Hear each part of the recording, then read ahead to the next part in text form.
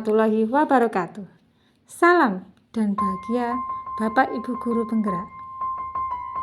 Saya Ida Nurhayati, calon guru penggerak angkatan 10 dari SMK Negeri Ihya Ulumuddin Jingonjuru.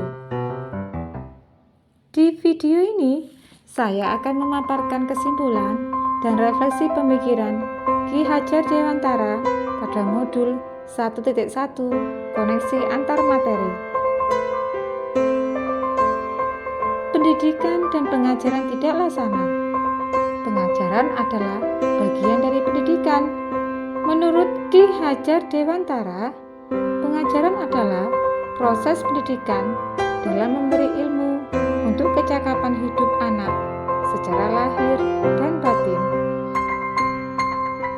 Sedangkan pendidikan pada hakikatnya adalah menuntun atau memberi tuntunan terhadap segala kekuatan kodrat yang dimiliki anak agar ia mencapai keselamatan dan kebahagiaan setinggi-tingginya, baik sebagai manusia maupun sebagai anggota masyarakat. Pendidikan merupakan ruang bagi murid untuk bertumbuh secara utuh agar mampu memuliakan dirinya dan orang lain serta menjadi mandiri.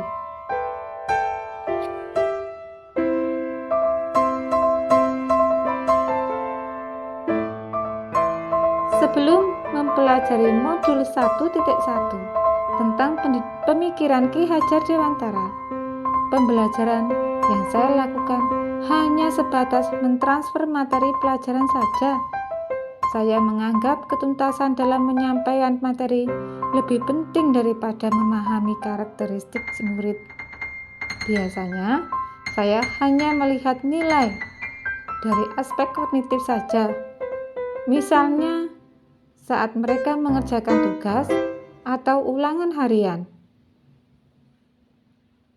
Jika nilai murid sudah mencapai KKM, saya menganggap pembelajaran sudah berhasil. Selain itu, saya beranggapan bahwa murid sebagai objek pembelajaran, sehingga pembelajaran hanya berpusat pada guru atau menggunakan metode teacher center. Sebelumnya, saya tidak peduli apakah sudah paham atau belum dari apa yang saya ajarkan, karena fokus utama saya adalah ketercapaian materi, mengingat materi yang saya ajarkan cukup padat tiap semesternya. Saya pun hanya meminta siswa menghafal materi saja tanpa memikirkan apakah materi yang saya ajarkan dapat dipahami sepenuhnya, sehingga saya pun sering merasa gagal atau mengeluh jika banyak murid yang tidak tuntas setelah melakukan evaluasi.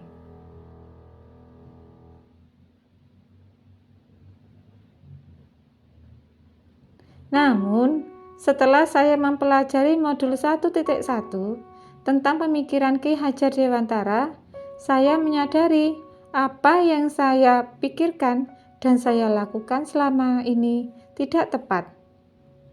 Seharusnya saya melakukan proses pembelajaran secara menyeluruh, bukan hanya aspek kognitif saja, namun juga afektif, psikomotor, spiritual, sosial, dan budaya. Murid bukan sebagai objek pembelajaran, melainkan subjek pembelajaran. Artinya, murid bisa bebas berekspresi, mengemukakan pendapat, dan berkreasi sesuai dengan metode atau mode pembelajaran dan media yang tepat. Guru seharusnya sebagai media fasilitator pembelajaran.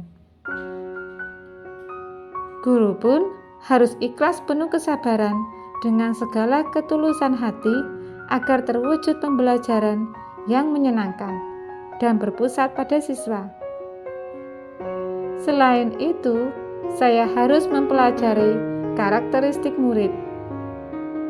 Karena setiap anak dilahirkan unik dengan kelebihan dan kekurangannya masing-masing.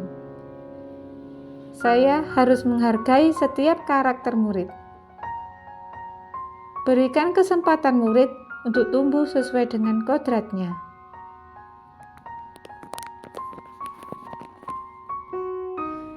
Yang dapat segera saya terapkan dalam pembelajaran di kelas antara lain merancang pembelajaran yang interaktif dan menyenangkan dengan melibatkan murid sebagai metode student center.